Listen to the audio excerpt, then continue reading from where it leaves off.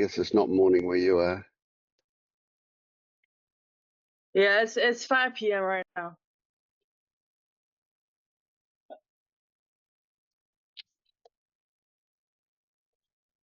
Oh, Vince, you accidentally spotlighted me. Say again. Spotlighted You you. accidentally, yeah. Yeah. You can go back to gallery view if you like. Okay, I'm not sure how this stuff works, but yeah. yeah. Vince, can I tell you about my progress? Sure. Yep. Okay, so basically, like, I was chatting with sorry, that's my dad. I was chatting with the Vince bot or the Discover Awakening bot. I'm not sure if they're the same thing. And it's pretty much telling you the same thing, like saying into your sensations, don't have a story. Sometimes it's like very insightful though, so that's dope. Like I'm also using it for IFS, internal family systems therapy, and it also does the same thing. It's like it has its own insights, which is really dope. Like sometimes like stuff that I wouldn't even like have or come up with. And so right now I'm kind of focusing more on IFS because I'm getting like sexual intrusive thoughts and they're really like annoying, and also like I have like anxiety and stuff like that. So I'm hoping that eliminating the thoughts would help, like knowing where they're from.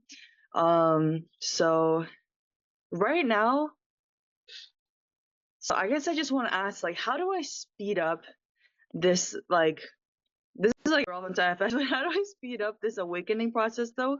Because like I know the concepts. My like the Vince Spa told me that like conceptually I'm there, kind of like I'm there. I have what it takes to wake up. I think, or like well, not entirely, but conceptually like I'm kind of there. But like actually, I feel nothing. Like I don't feel like I just saw Yep. some flowers Yeah. and it. Yeah, I yeah. get what you're saying. Yeah. Yeah. So you're face to face right now with the paradox of this stuff. Right? Yeah. So that this is the tricky thing. You speed it up by slowing it down. Okay.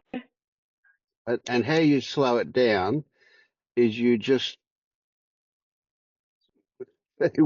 words aren't good, but the words I'll use that aren't right are that you will work at accepting whatever turns up and remembering that whatever turns up is not what it's about.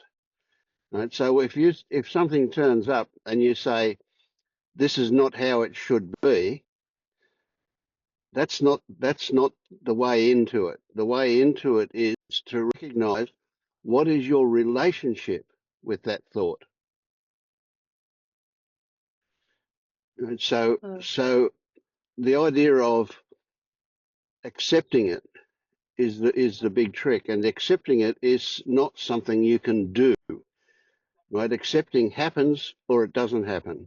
It's binary. It's either there or it's not there, but it's not something you can induce. It's like changing a belief. You can't change a belief willingly or consciously, and that's what happens. We change our beliefs about how things work, but they happen by discovery,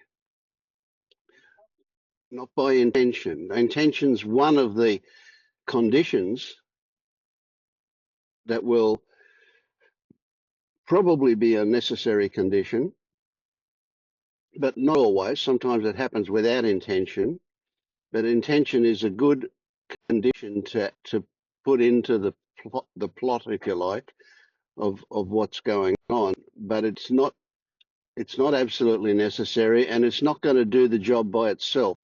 It is just one of the conditions required for you this to happen for you. So yeah, you've got it intellectually. That's a great start. You understand about no self, you understand about no choice, you understand about free will, you understand all of that stuff. Right? So how do you then get it from your head into your automatic reactions? That's what we're talking about. Vince, can I say something? Like, I'm talking to you right now, and I got up and I lost my sense of self a little bit, like my boundaries it was like so energetic. My boundaries kind of like went away for a bit, and Yep. it was like I'm wondering if like speaking with you or someone that's already awakened is also a condition that is optional but is good if you have it. Like I don't know, but like literally I didn't do anything and I felt it. So Yeah. Yeah. yeah, I don't know. Sorry, I'm kind of excited. Yeah. Yeah. Yeah. Yeah. It's good to be excited. So when that's a bit fresh, if you can anchor that feeling that you've got when it's happening, then Yeah. that gives you the option to get back to it.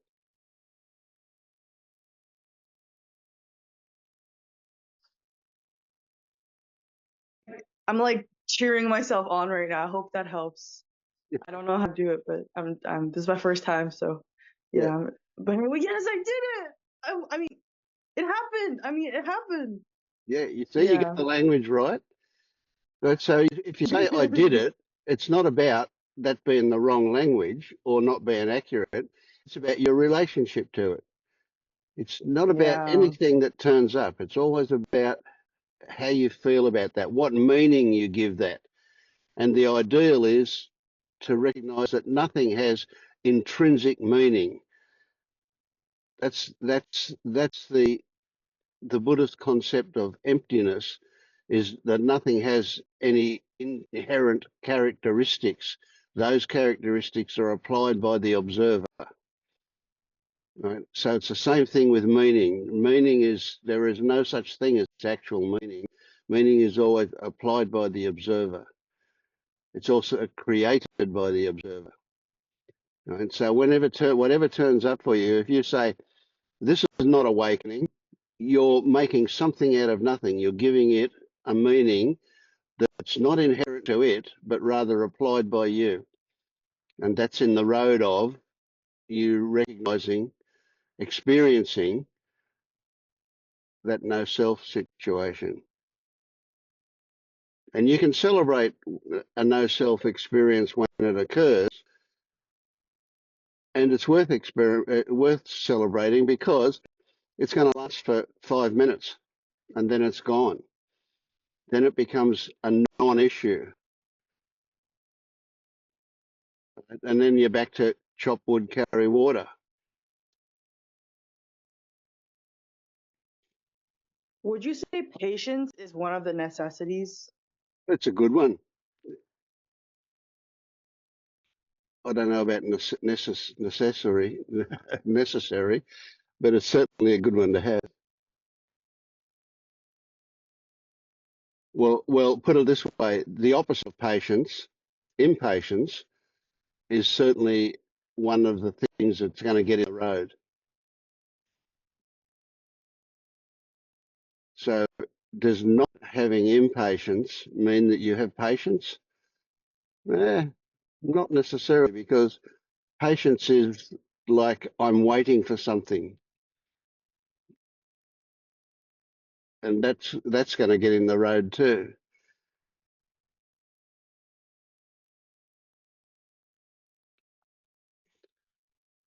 So if you have no impatience, and then you look back at that period where you had no impatience and describe that as I had patience, well, that's okay, that one, because it's just a description again. It's not a case of acting as if you have patience now. So you can see the same thing, and it's about your relationship to it again.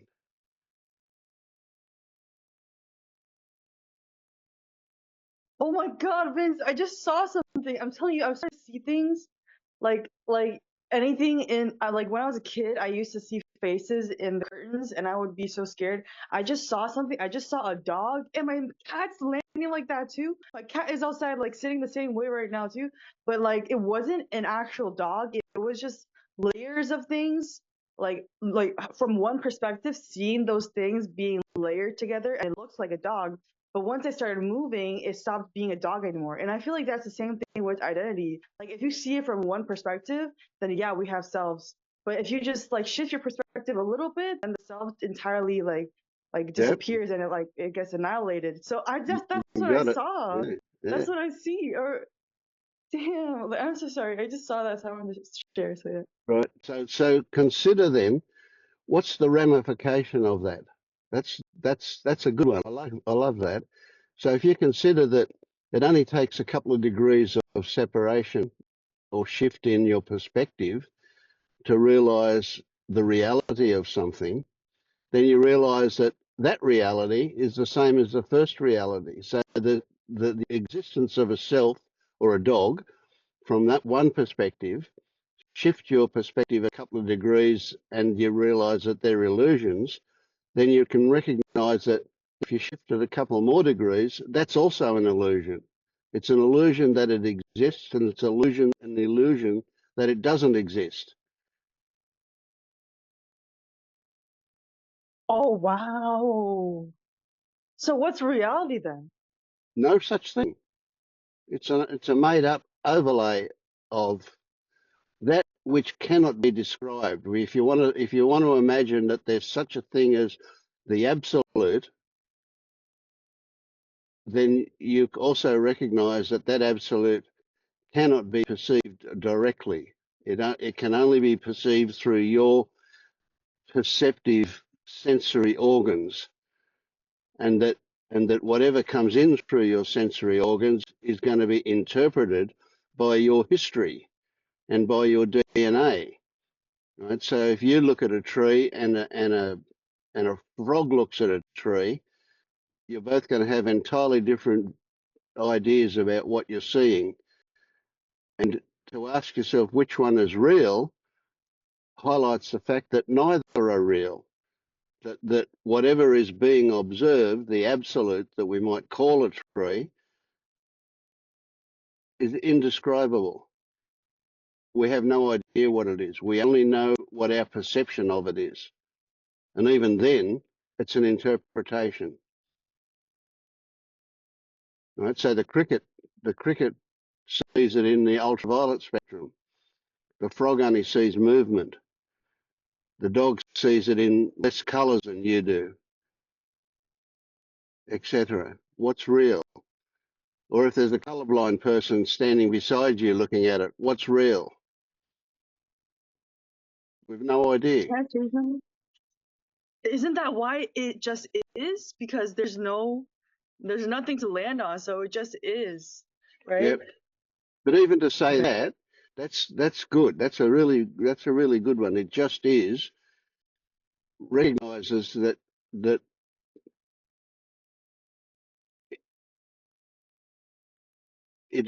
that's to say that's saying that it exists. So to say it just isn't is equally true. All we can say is, here's my perception, which is an interpretation. So my experiencing is the only thing that is actual, and we wouldn't even call that real. It's the only thing we've got. It's as close to the absolute as we can get, and it's not very close. So we have no idea what the absolute is. Is there a God in the absolute? Who knows? Quantum physics touches on a whole lot of really weird things that we know exist that can't be explained in conventional terms. But that's just the tip of the iceberg kind of thing, or the tip of the iceberg. It's a really, really tiny little bit, but it's a good one. So maybe things only exist because we observe them, or not. Who knows? Maybe everybody in the world has their own unique view of the world and consequently has their own unique world. Can I say a joke? I just thought of something. What happens when a tree falls in the forest and there's no one to observe it? Emptiness. Or like, is that moo? Maybe you could answer moo to that. Yeah, you could call it that. Yeah. I thought it was a good joke. Sorry, you keep going. Yeah, I didn't get the joke part of it.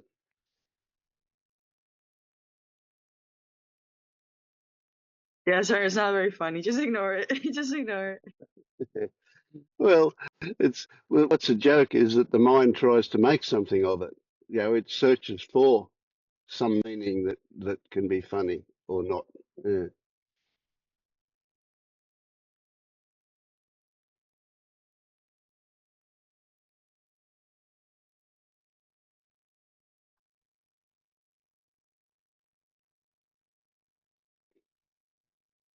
Vince, in your own journey, what happened that really made things click? Like, what's the one thing or several things that really like consolidated your awakening? Well, I've told this story before, but after probably searching all my life, but not I would say the formal searching started when I was 20, and this happening occurred when I was 65. So there was 45 years of seeking, looking for enlightenment and doing exactly what a lot of people here do.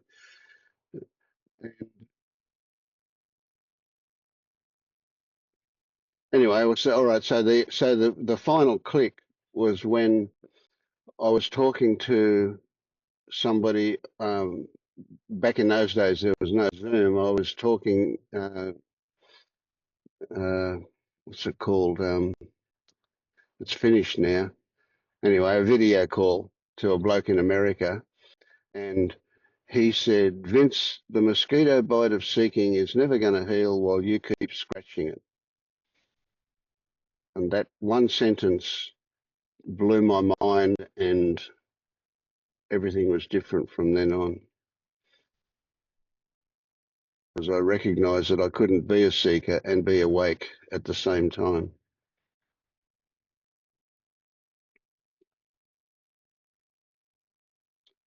So the consequence was whatever I'm experiencing is it. It's just this.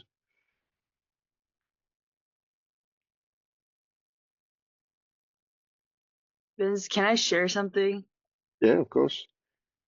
So just now I thought this is it, and then I felt like the silence, and like I felt that like divine silence that I felt before, but kind of just left in like 1 second. And then right now, like I'm like saying this is it again, and then I feel I hear a frequency in my ear that also from like my past experience, like it means like I'm getting somewhere spiritually. But I just want to ask, like me personally, I've always had this like when I was atheist, I had this strong fear of death, so much so that I had to become product I have to be productive every second of my life because I'm gonna die someday and I have to be productive. I forgot to rest. Like I included that, but I forgot about it. But so now like nowadays it's like I know I'm already on the right path. I know like having going into non-duality, like I know I'm gonna get there because like spiritual stuff happens to me like every week. But even now it's just like every day if I include IFS. But it's just like I don't know. It's just like I still can't rest, and I have to. I cannot like do anything that's useless. Like in my opinion, like I can't just scroll through TikTok. I can't watch TV shows. I can't watch movies. It has to be either reading, walking, sitting still, not doing anything that's meditating, and or just coming to these groups. So like, can you tell me how I can heal that? What's there to heal? You Like say this, that's wrong. like it's very uncomfortable, like to always have to do something that's productive, and I Okay, but some but like but yeah. what's uncomfortable isn't those things that you're doing, is it? What's uncomfortable is the idea that you shouldn't be doing that. See, that's something out of nothing. That's making something out of nothing. That's giving it meaning.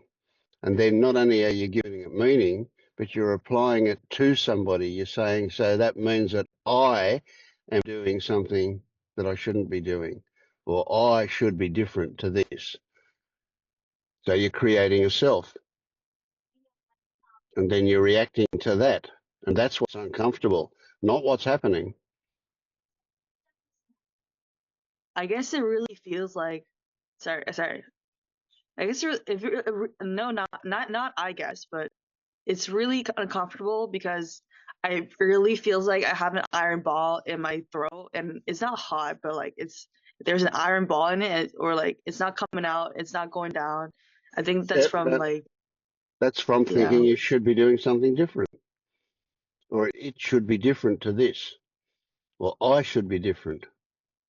Whatever it is, whatever the meaning is, right? What Panilla calls post-it notes on reality. Whatever post-it note you're stuck over the reality of what's happening is what makes it uncomfortable. The reality of what's happening doesn't make it uncomfortable. That's just another happening. It's the idea it should be different that makes it uncomfortable. That's what creates the iron ball. The idea that it should be different.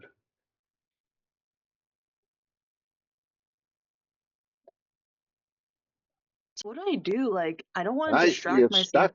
You're stuck. You can't do anything. This is the problem.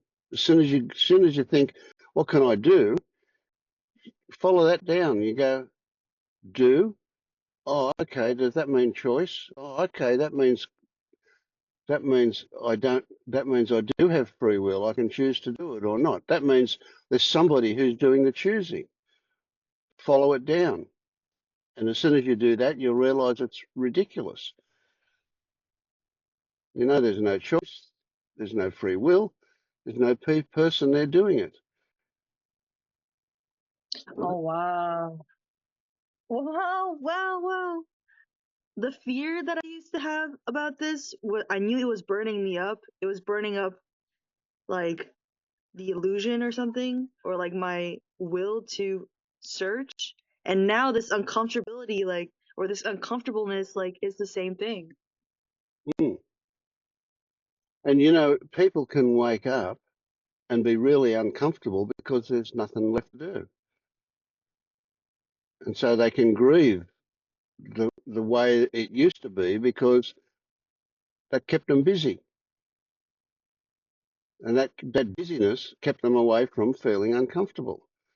Now they've got nothing to keep them away from feeling uncomfortable because the feeling uncomfortable is also just this. So it can be a pretty unpleasant state until we recognize that even that is just this and everything's fine or not fine. It is just this. There's no escape. There's nothing you can do. There's nothing you can't do. There's nothing. There's everything. It's the same.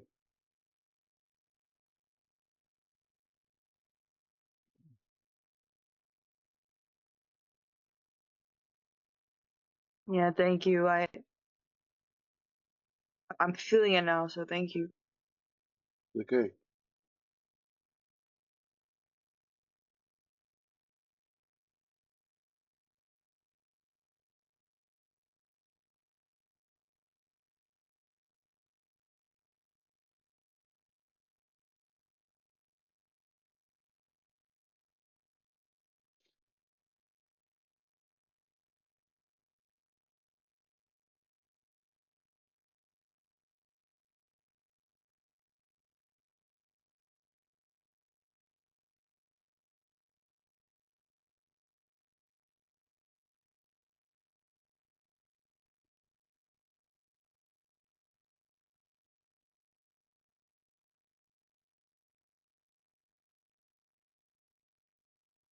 Hey, Ray.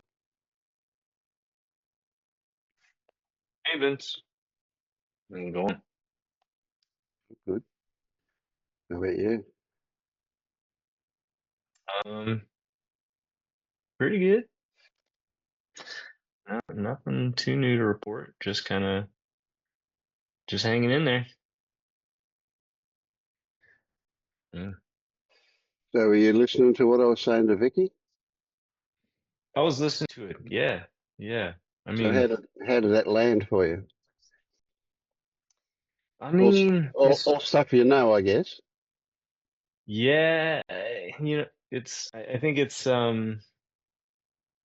yeah. I would say it's nothing new, but it is stuff that at times I feel a lot closer to it, and there's times where I feel, like it's very much in the background, you know. Mm, But it's always there, and I think I've heard various accounts that like that's just kind of how it is for a little while. Um, and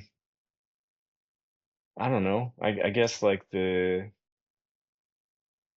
seeking and the trying to, practice all the time is sort of it's died down a bit, I guess. But good. That's good, I there think. yeah, I mean there's still definitely times where I would almost describe it as kind of like an orientation, Mm, Uh, where like I'll still listen to talks, like I'll come to the meeting and um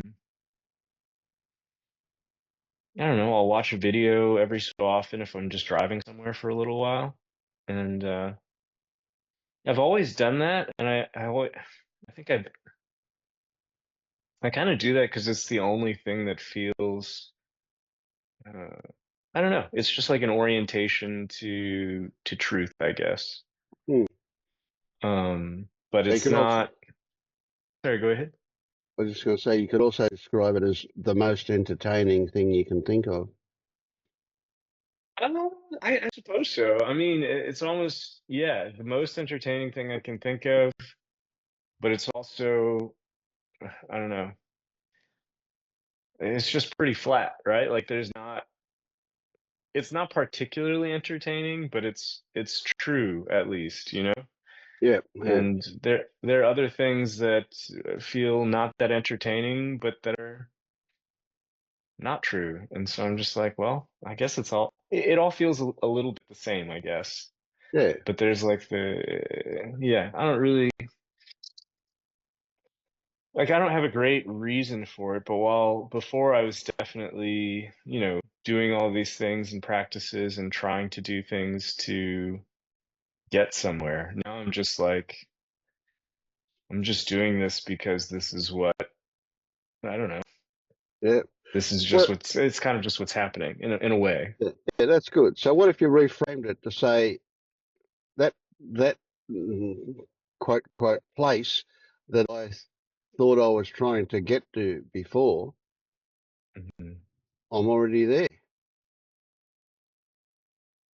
Now it might jar a little bit because you go, well, what I was thinking about it before was different to what this is, Yeah. but this is much more realistic than what that was.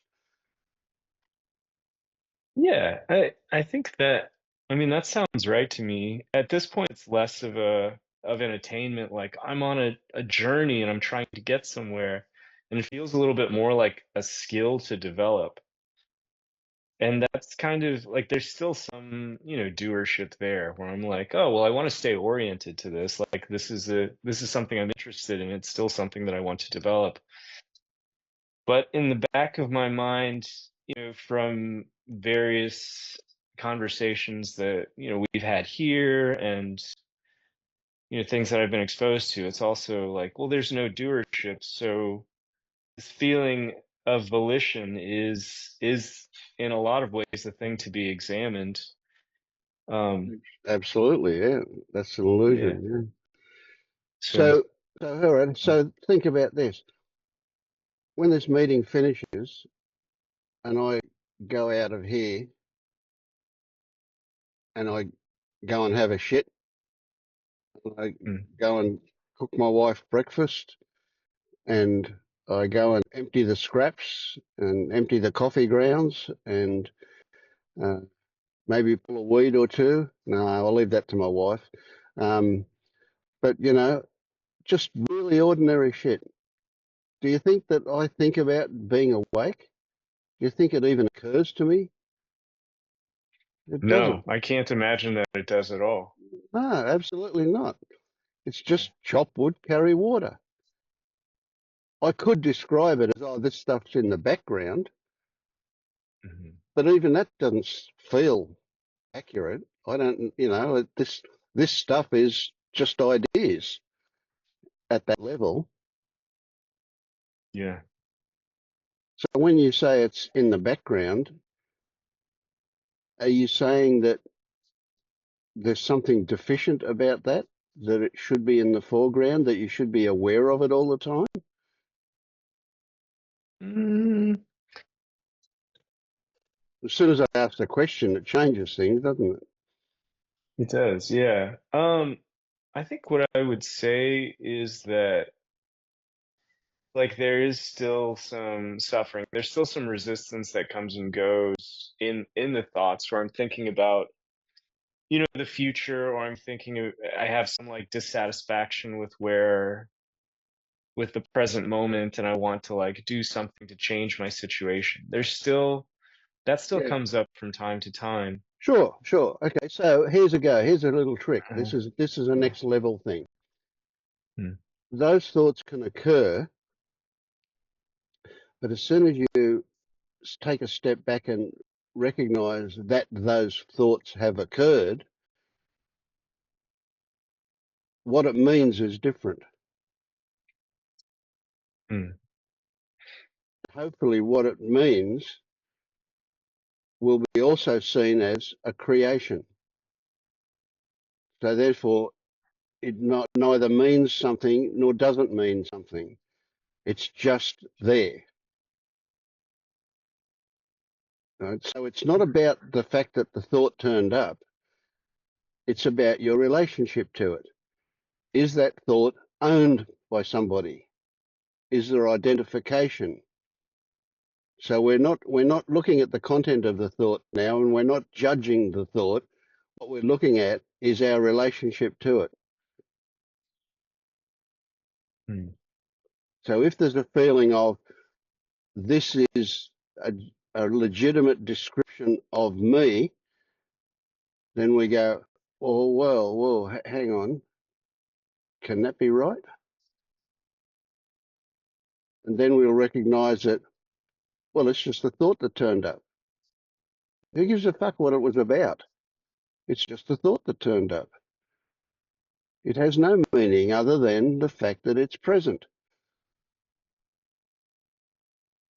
Mhm. And it's not even present now. It happened a moment ago. And I'm just remembering it. Right. Yeah, no, I'm just yeah, now we're having thoughts about thoughts Yeah. is kind of what's happening. Yeah. Okay. Um, Yeah. yeah, I mean, so I mean, a lot of my thoughts at this point are about, what I should be doing. It's basically projecting kind of into the future and being Yeah. like, oh, well, I should do this thing, what am I going to do later today? I should go exercise. I should go, to this meeting or what have you. Yeah. Well, that's okay. Mhm. Those are thoughts Hmm. that occur. And they may, in fact, be involved in shaping what happens later in the day. Hmm. But that doesn't mean that they were the cause of that happening. They were Yeah, just involved in it. They were just one of the conditions. So again, they're just thoughts that turned up. right. I mean, I think maybe there's a subtle expectation here where, when those thoughts are coming up a lot, like, oh, I'm trying to decide what to do. Like, am I going to do, this thing, or am I going to do that thing? There is, I feel like I can deal with that in certain ways, especially if it's not super consequential, where it's like I can kind of do whatever I want. Um, Yeah. so there's almost this feeling of like, well, I don't have to think about that right now. When the time comes, the decision will kind of make itself. Like, I don't need to worry about this. Absolutely. Yeah. And, that's kind of, I guess in a way, I sort of have that as the goal of like, okay, well, when these thoughts come up, this is what makes the most, this seems like the best way to deal with them, right? Yeah. Yeah. Yeah. But then the thought will keep coming up, and I'll just feel like, what's going on? Like, why am I still thinking about this? Like, why does this still come up? Like, I know it's not that important, and I know the decision will make itself. But then the thoughts are like, oh, well, here's why I should do option A, and here's why I should do option B. And it gets to a point where it all feels very much like, Yeah. I'm looking at these thoughts, and I'm just being like, why are these still coming up so much?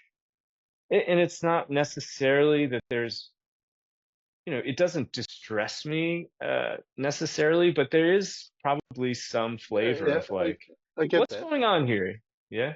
Okay. Yeah. And So here's a technique that you could use that you'll use temporarily. It's a thorn to remove a thorn, and then you'll discard it. Right? So you might say, I'm trying to make a decision. Oh, I'm? That's me. All right, well, okay. Trying? Oh, effort. Oh, okay, there is effort. What does it feel like, that effort? To create. Am I going to create? Uh, okay, something out of nothing there. A decision. Oh, okay, if I make that decision, is it going to happen for sure? Maybe I'll make that decision and something else will happen. Right? Actually, you know what? Not any of those words in that whole sentence make any sense. yeah, yeah. I mean, that's all true. So I think I've said before, kind of what happens when these things come up for me is I basically just go straight to the sensations of the body, and I Mm, kind of like sit with those for a little while. And in general, the thoughts tend to calm down a little bit, and yeah. until they So pop up again.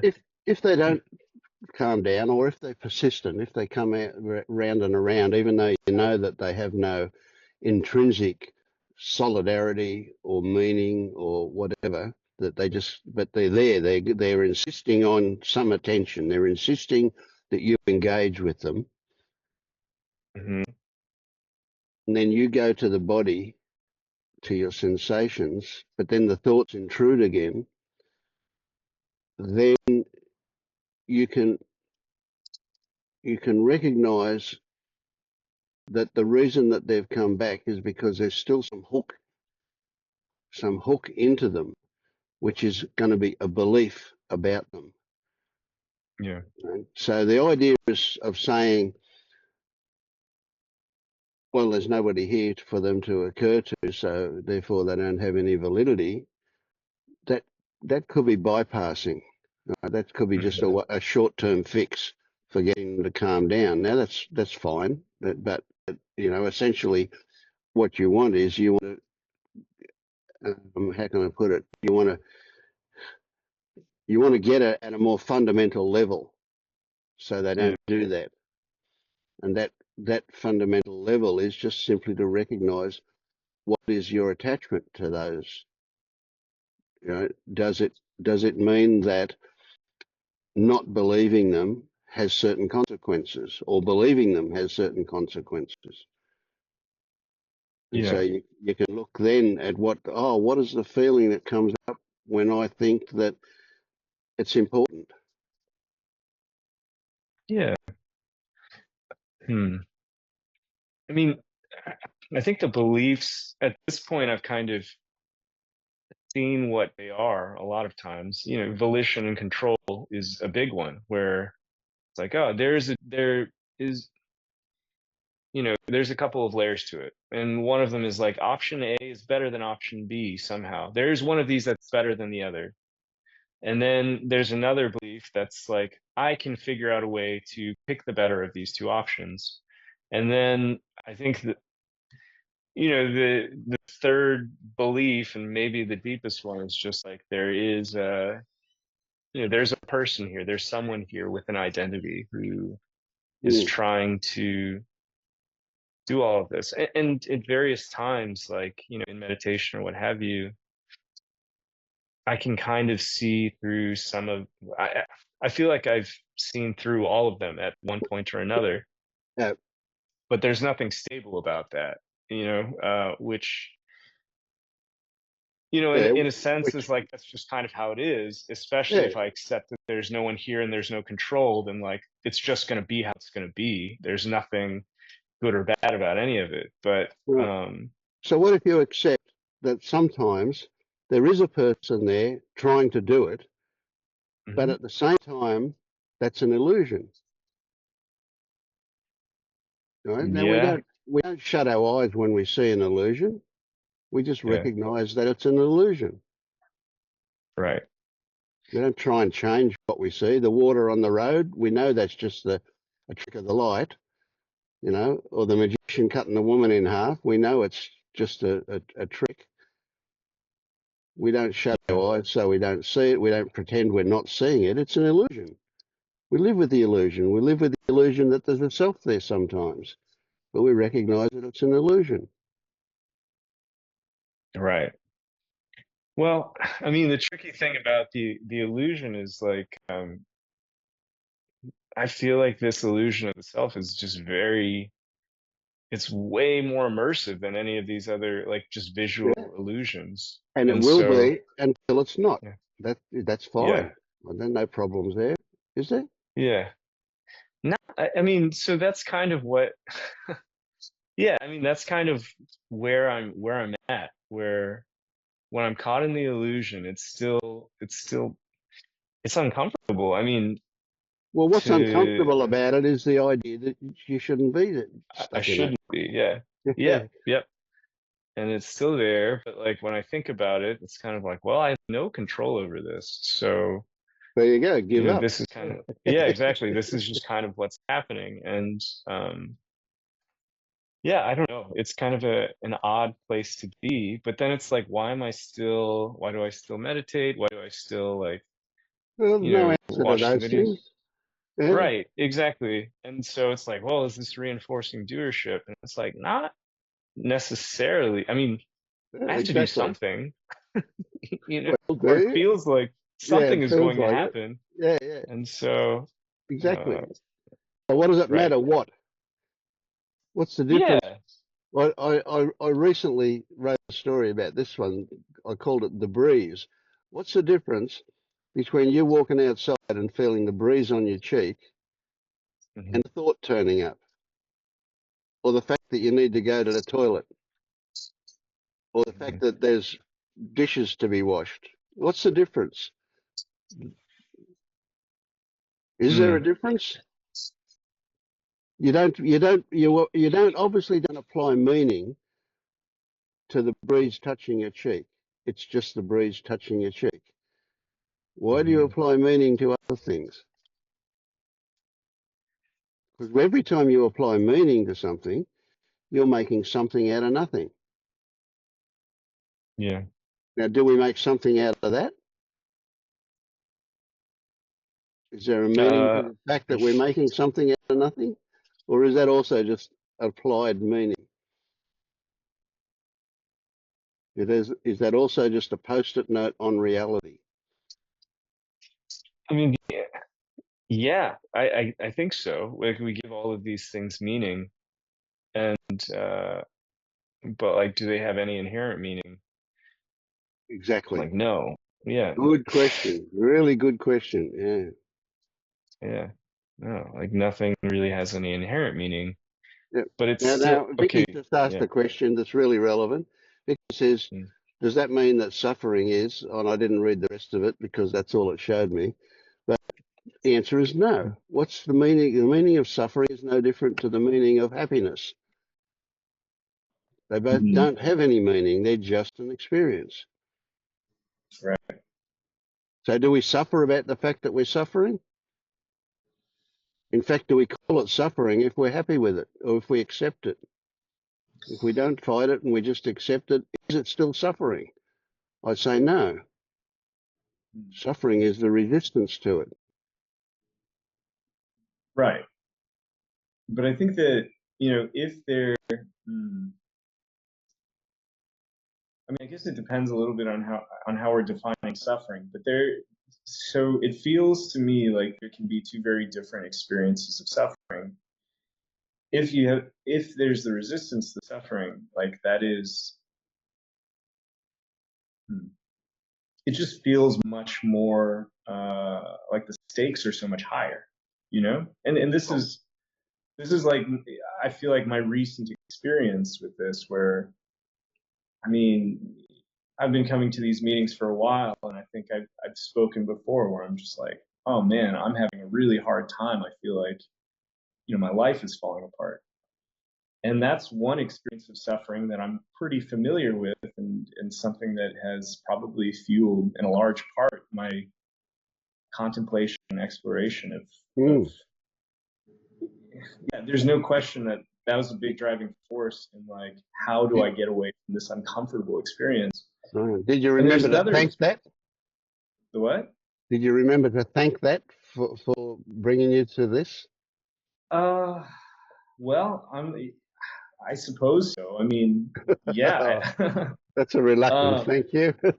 yeah, well, it's a reluctant thank you, because, all of it is kind of still pretty up in the air, like, I don't feel like I've arrived anywhere, and I don't think that, I'm not sure that there's anything to thank, or there's anything to be or, upset there's, about either. or there's anywhere to arrive. Yeah, Exactly. yeah. Okay, So, here's a good one with suffering. Let's say you got a hammer in your hand and you're driving a nail and you miss the nail and you hit yourself on the thumb with the hammer. yeah, Right? That thumb is going to throb. It's going to hurt like hell, right? Because you hit it pretty hard with that hammer.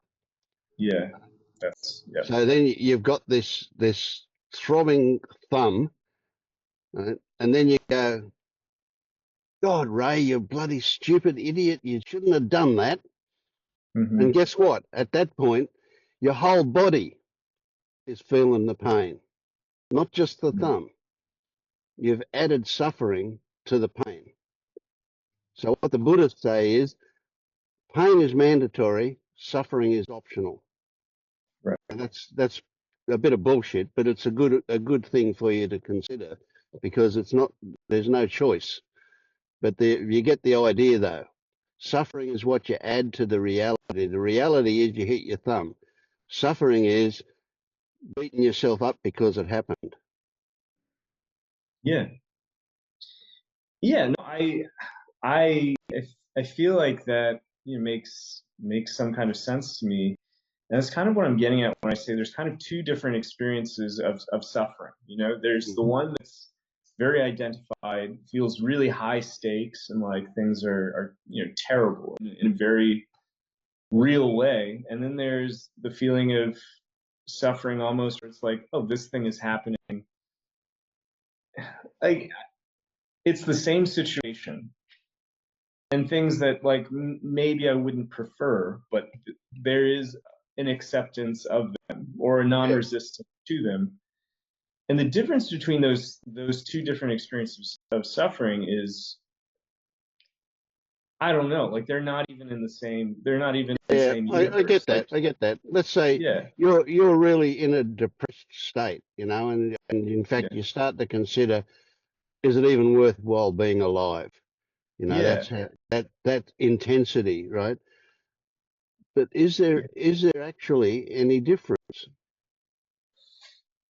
It seems like there's a huge difference, doesn't it? One seems like life yeah, disavowing, or I don't know what the right word is, but it's just huge, absolutely huge. But there is still this whole thing of, I want to get out of it. I want it to be different. And that is where the suffering is. right, yeah. Now, it's a And bit so, crazy to say to somebody. I mean, obviously there is more to it than just a psychological thing, So that person is going to be experiencing a whole lot of physiological changes as a result of that state. And so that they're going to be full of hormones that are pretty unpleasant. There's going to be changes in the brain. There's certainly changes in the bodily experience. And it's not as easy as to say, I'll just accept this. But it's Right. still a reality that if acceptance was there, that would reduce the suffering component of that by a huge degree. But what would be left would still be pretty unpleasant. Yeah. Yes. Right. And so, I mean, when I so kind of when I was having those experiences, and kind of what we had spoken about was like I would go to the body and sort of just duck out of thought a little bit and go into the sensations, and it would feel very much like a relief, you know. I'd be like, Mm, let's see what's going on in the body. And it's like, oh, is this all there is right now? Like, this is pretty tolerable. It's pretty tolerable down here in the body, in the physical mm, mm. sensations. Um, That, and that's the skill of that particular methodology, is to get you out of your head, right. and that successful when you're able to focus on sensations. Yeah. But that's not where it ends. The No. sensations Yeah. are the portal into what's underneath it, and that is, what are the hooks? Yeah. What's the stickiness of this? Where is the identification? That's really what's underneath the sensations. Yeah. Yes. And so, I mean, that is like these are things that I feel like I can touch into every now and again, but like there's no stability to them. And so it's like every so often I'll see something, I'll have some insight, and then it's back to it. I bring some of that insight back to my normal like day-to-day state, which is um I don't know, it's more identified. It's Yeah. but there's something gained from it for sure, you know? Mm, And so yeah. So in the day-to-day state, you say it's more identified. Would it be more accurate to say that the illusion is more prevalent yeah, I think rather so. than say it's actually more identified? Because although it might seem like there's a self there making a decision, Hmm. if you were to stop at that moment and investigate, you would recognize it as an illusion, wouldn't you?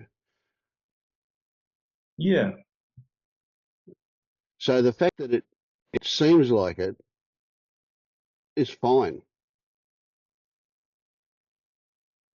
And the fact that we can even go along with it to the point where we're not even questioning it, it's just what's happening, is also fine. Yeah. You're not gonna you've got a weird expectation to imagine that you're going to be able to say to yourself, oh, this is just an illusion, every time Mhm. an illusion turns up. That's available to you if you stop and examine it.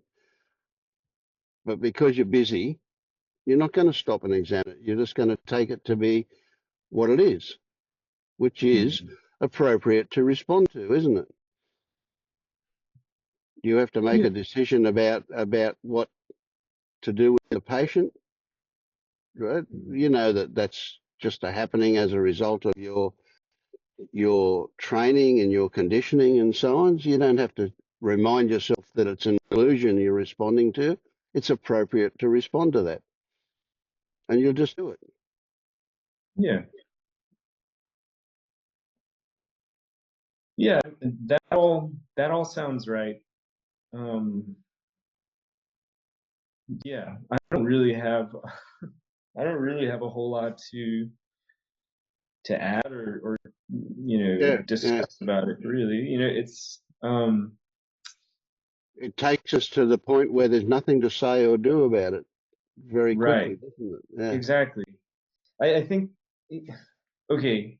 so what I'm talking about with these two different experiences of, I'm calling it suffering, but we could say pain. There's this, the way that I was experiencing it before, which is like very identified, painful, and like feels, very high stakes. And then there's an experience of it where it's just like it's just there, you know?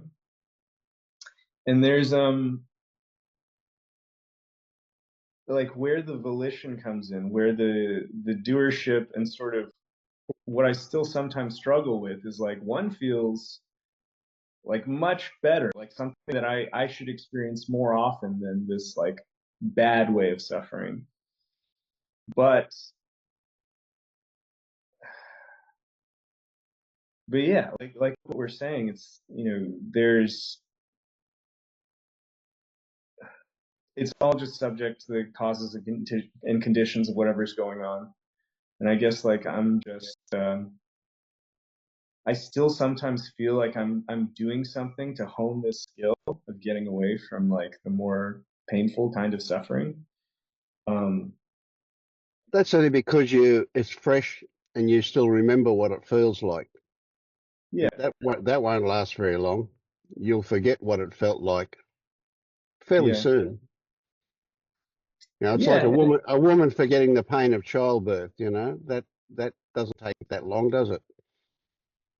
I guess not. She remembers that it was painful. Well, we only Yeah, know, of course. It's all theory to us. But yeah, yeah, but she knows that it was painful, but she can't remember the actual feeling. like the sensations, right? Yeah, and And that would be just a matter of months, probably. I'm guessing. yeah, But a year later, she's ready to go through it again. Sometimes, right. yeah, So it's just kind of interesting when you ask me how things are going. I'm like, so I'm trying to, I guess, become more skilled at this more, enlightened way of suffering, so to speak. And so it feels like I'm doing something. I'm trying to hone this skill. And at the yeah, same time, when I'm talking about it, I recognize like I'm not really doing any of that, like that, well, my yeah, like my body or whatever is happening, like we'll still watch the videos and still meditate and still like ponder or whatever, like these yeah, thoughts about this material will come up and it will feel like I'm doing that. But then when I'm reporting to you like how things are going and kind of what's happening, I almost there's almost a sense of judgment of like, well, I'm telling him that I'm like watching his videos and I'm doing like meditation, but that feels like doership when I report it that way. And and yeah, then I kind of judge that there is still some doership here.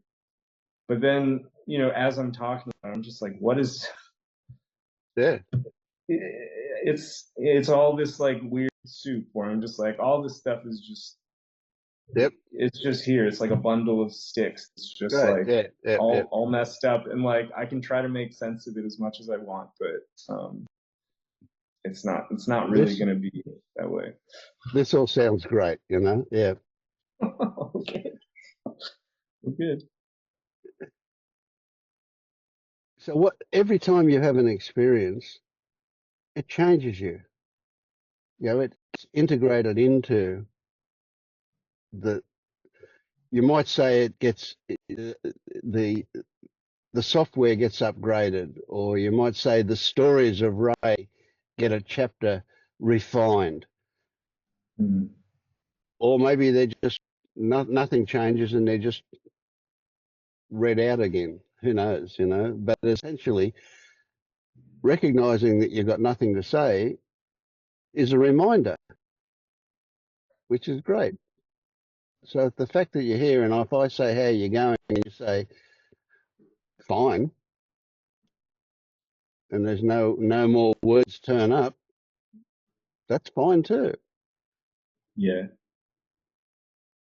So it's amazing here how I'll ask people how you're going, and they go, "Oh, I've got nothing to report," and then 10 minutes later they're still talking. Yep. That happens too. I mean, that's kind of what just happened. Yeah, They're like, how are things going? And I'm like, well, I'm doing all this stuff, but I don't feel like I'm really doing it. But I'm judging the fact that it still feels like I'm doing it sometime. And then at the end, it's just like, but all of that's just here, and I don't really have any control or anything to say about any of it. yeah, yeah. And And so that's, I mean, that's a deepening, isn't it? That's a sinking into what is obvious to you, what becomes obvious as a result of speaking about it. That's all. I It's guess all so. good. Yeah. Well, all right. I accept it. I guess. Good stuff. Yeah, I love it. Yeah.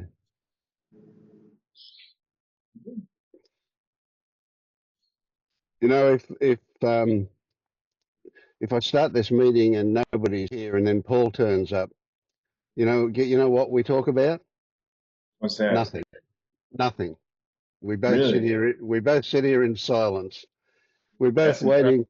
waiting for something to happen to respond to. Uh, Yeah. it's just the way it is. Yeah. That's kind of, it's funny because that's kind of why I turned my camera on. I was hearing you talk to Vicky for a little bit, and then she turned off her camera. I was just like, oh, that's just Vince by himself. I better turn my camera on, give him something to do. And there it was. I just talked Yeah. about nothing for like 20 minutes. So Yeah. that's Well, great. that was good. Thank you. I enjoyed that talking about nothing. That was great. Yeah. Well, good, good. I'm happy. I'm happy to hear it.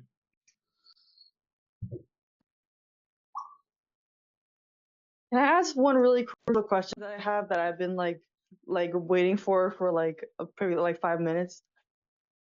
Go go. Yeah, Okay, so like I keep reading, like the universe like keeps telling me, well, that's an interpretation, I guess. But like I just keep reading that like people keep telling me that there's no problems to be solved, but then like I have depression, anxiety, intrusive thoughts. My appetite is like really big these days, so it's just like I eliminated some of them because I realized I could treat them with non-duality or with like IFS therapy. But then like there's still like the appetite that's like at the end of the list that like I don't know what to do about. So like what do people mean when they say that there's no problems anymore?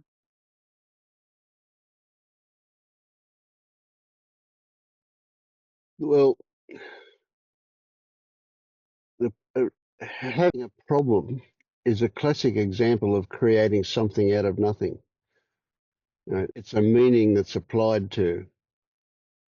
So if you took those same circumstances, you could look at it from a different perspective, and it wouldn't be a problem. It would just be a happening. So you can see how calling it a problem skews that happening into a meaning. And of course, at that moment, we've got something to respond to react to. And of course, if it's a problem, we don't want it. And then there's a whole cascade of events that occur from that. So if you see that what I considered to be a problem is just a happening, all of a sudden there's no cascade of events that turn up as a result of that.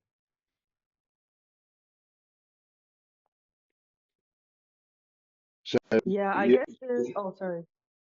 I was just going to say, you get that meaning is created, and in the same way as meaning is created, the idea of a problem is created.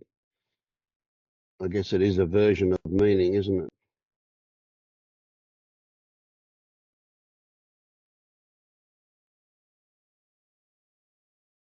So the tricky thing here is, and it really gets down to a subtle level, is that certain things that we create imply the creation of a self, of identification.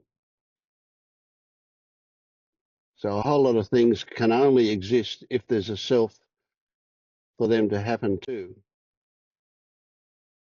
or in, or by.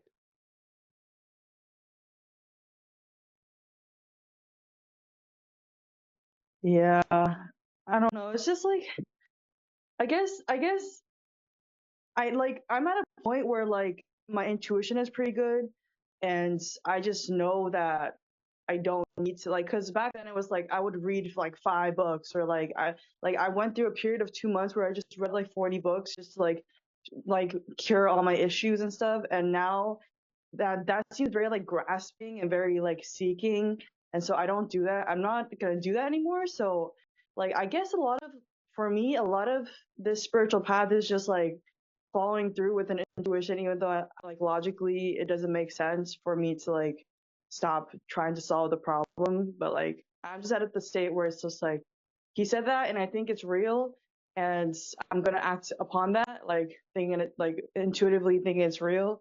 But like I still don't really understand why, but I can kind of see how it's like all the self, like just the self like having problems. But Hmm.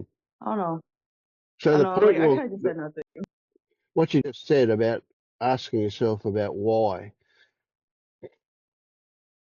that's a very, very seductive, very, very sticky thing. And that's basically what the mind seems to have at its core value, is wanting an explanation. Sometimes even saying we just want a description is to find the explanation in the description. And so without that incessant seeking of why, the mind has nothing to do, and it will just, well, whatever, it'll relax maybe. I don't know how you would put it, but so recognizing that nothing can be known in any absolute way puts the mind to bed. It'll still do what it does, but it's just another happening. It's just like the breeze touching our cheek. It has no meaning. It's just a happening. Wow, I think it's probably one of my defense mechanisms, because like I would be just sitting on the couch and doing nothing for like 15 minutes, and then I get a big appetite and I want to eat something, and then so I go up and I go eat some chicken, and then I come back and then it start over, and then let's try to like get somewhere, or like get to the piece that I was in back before. And sorry, I'm kind of nervous, like because I'm not sure if group members don't like me, but anyway, but just like yeah, like I think it's a mechanism to stop me from getting to where I want to be. But that whole sentence sounds wrong as well, because where should I be but here? Like just because Yep. nothing's Yep. happening doesn't mean it's wrong. Like maybe it's not supposed to happen. Maybe nothing is supposed to happen right now, you know? Yep. So Yep. Yep. So um okay, instead of when the desire to eat something comes up, right? It's an opportunity for an adventure, and you could say, instead of jumping up and eating very quickly, I'll I will delay that for a few seconds or a few minutes while I consider, where is this thing called hunger? Where is this? What are the sensations in the body at the moment? And just by focusing on that for a few moments, anything is possible. And one of those possibilities is that you no longer need to go and eat,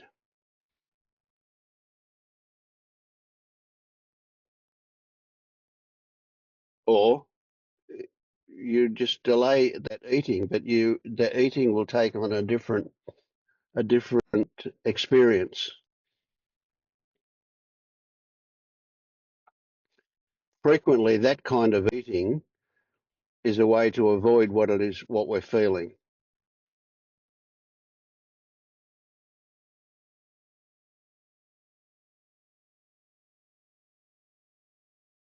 Very likely because a potentially unpleasant feeling is starting to emerge.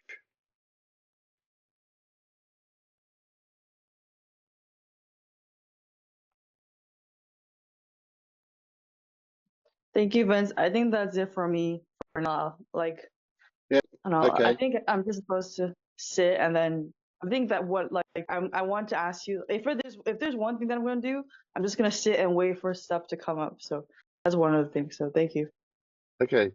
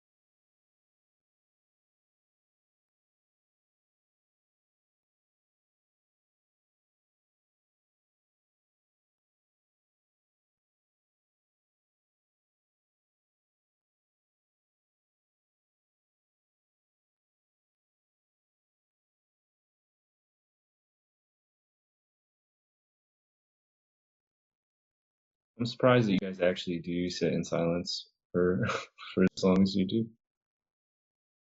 That's funny. Um, but yeah, I gotta go, but I don't know.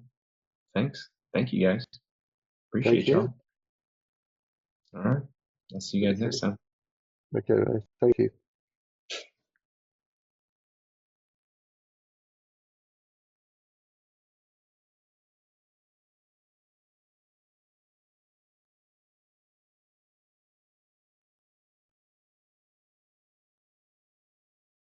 When it happens here, sitting in silence, I realise I don't do it very often normally. It's a wonderful opportunity, and it feels really good to do it. To sit in silence. Yeah. Jeez, I do it all the time. Okay. Um, well, when I'm not endlessly chopping wood and carrying water with Yeah. everything the world wants, so it's not like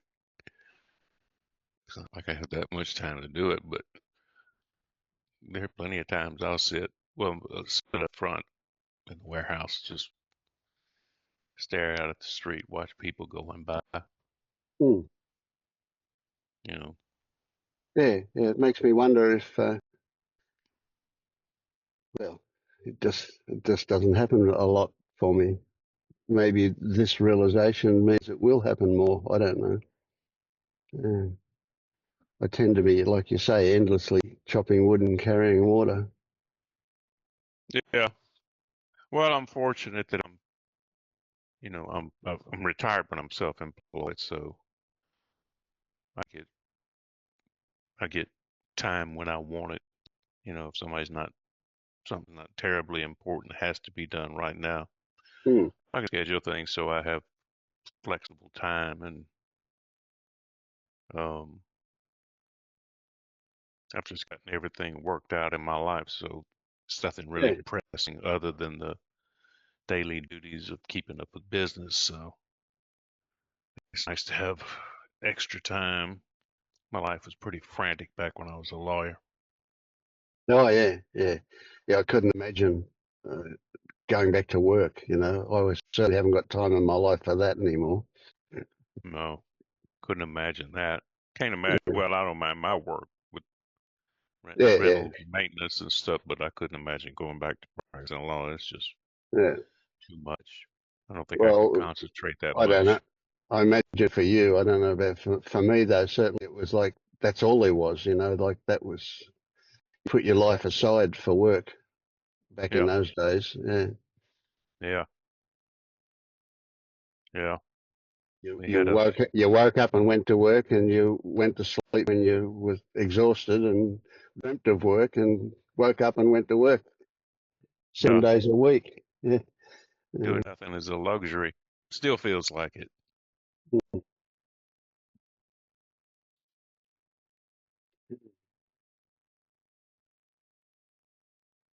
Yeah, I ask myself, is my busyness an avoidance that sometimes happens? Like when I'm sitting doing nothing, the idea for a story that prompted by something that I spoke about in the group or something that came up in the group, that might happen. So I tend to keep myself busy, but I don't know whether I do it as an avoidance or it just happens. But yeah, I wonder. I have I have to I really motivate myself to do.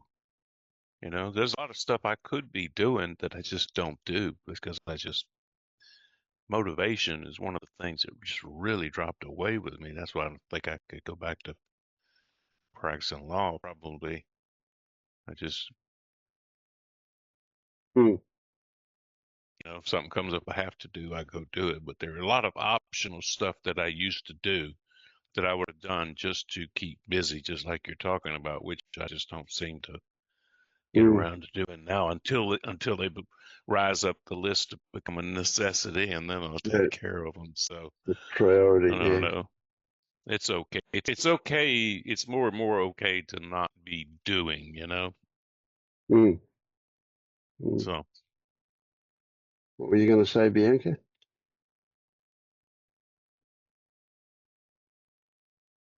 I can tell you one thing, but you will again say that I am like a god here, censoring you.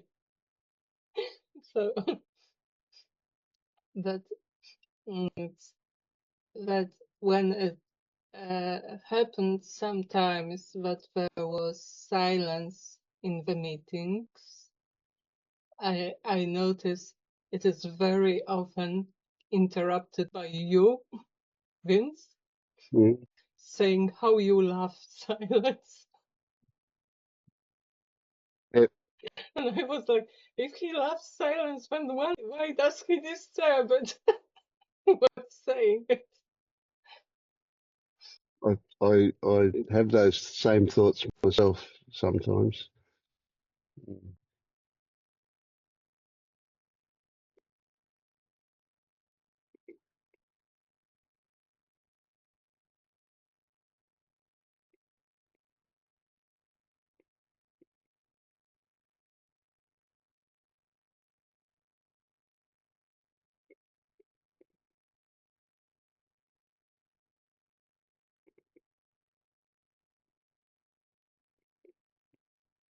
Mm.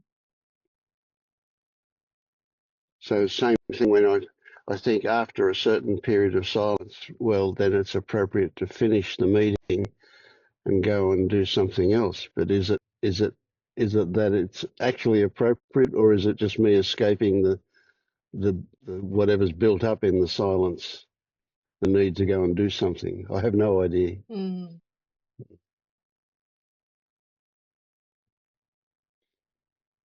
Mm. is there such a thing as appropriate? Yeah,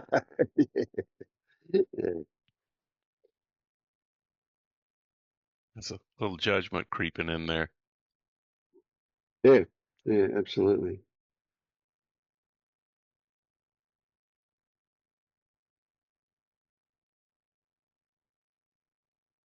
I don't do nothing. I think that even if I have free time, there is always something pleasant to do. Entertainment. Yeah, yeah, I get that.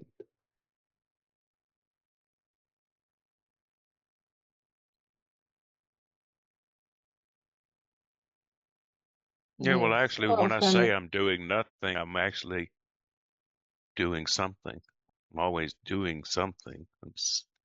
Sitting around and I guess maybe a thought story is floating by or I'm watching people walk by or something. So technically I never do nothing.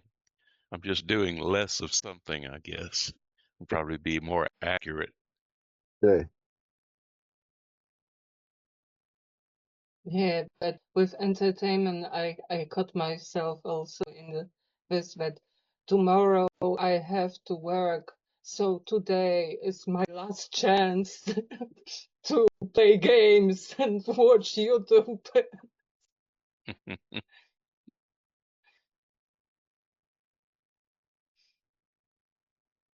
Yeah, like a little child. I don't want to go to sleep. Not yet. Yeah.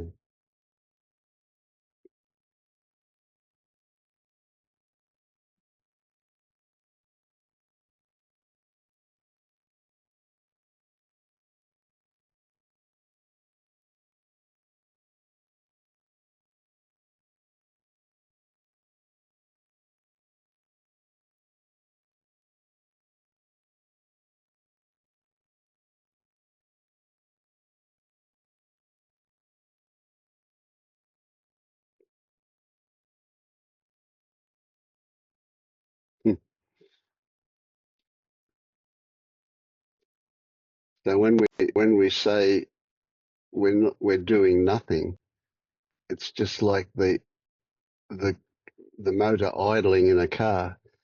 You know, it's still going with the car's not in gear, so it's not going forward, but the motor's still going, turning over. So it's not really possible to do nothing, to not Yeah. do anything. You know, it's just always something going on. And I guess it's our relationship to that. Do we feel okay about that? Do we feel good about that? Is it a pleasant feeling? Is it an unpleasant feeling? So, and the reality, of course, is that things are always changing. So we might start off with silence and it feels good, but after a few minutes, it starts to feel like something wants to be done. So it happens. It comes up, the idea of doing something, and then we do it or we don't do it or we whatever. But yeah, Yeah. Something shows up when it shows up, and it'll happen or not. So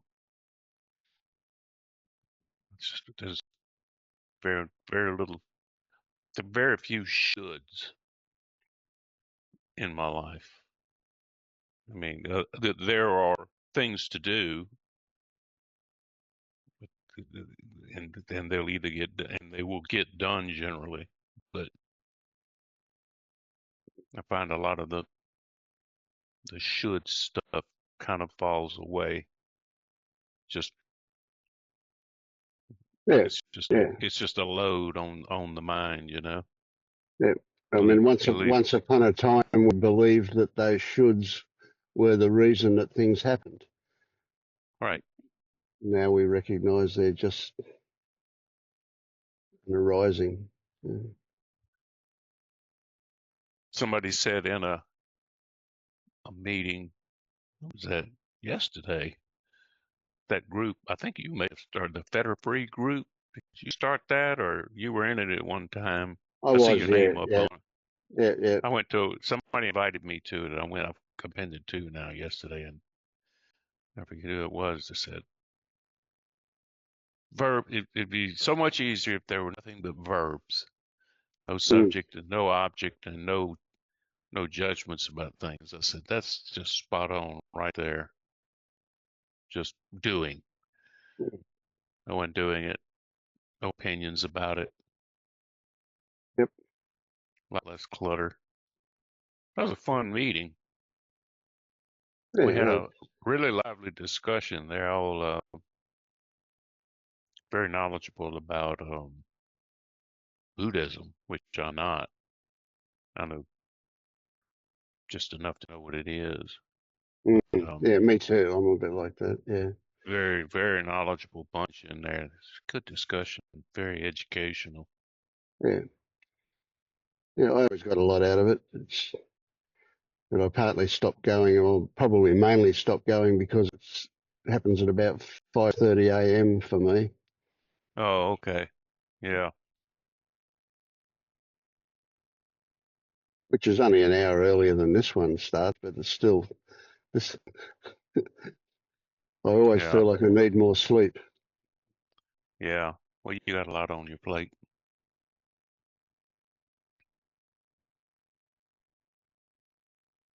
Yeah. Okay. Yeah.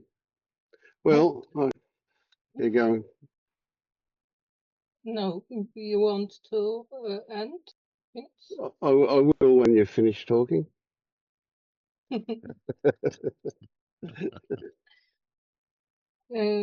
Just about put this my thought that now I understand more what is the meditation, just sitting.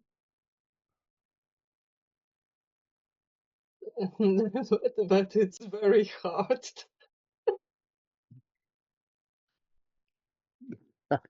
Yeah. Yeah, it could be, especially if you go just sitting means not doing anything, not having anything come up, because things will come up, won't they? Yeah, it's like no waiting and sitting, not watching and sitting, just sitting, and not I am sitting, Mm, just sitting. Yeah, Yeah. You can just kind of watch the thoughts come and go. What do they call them?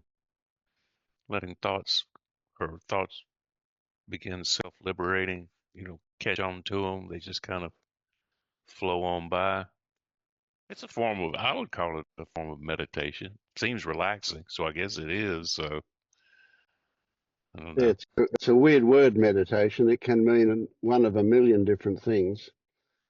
Yeah, I mean, some people watch their breath, and some people watch their thoughts, and some people watch their sensations. They're all variations, and a yeah, thousand variations in that as well. Yeah. yeah. Never knew much about it. Anyway, Mm.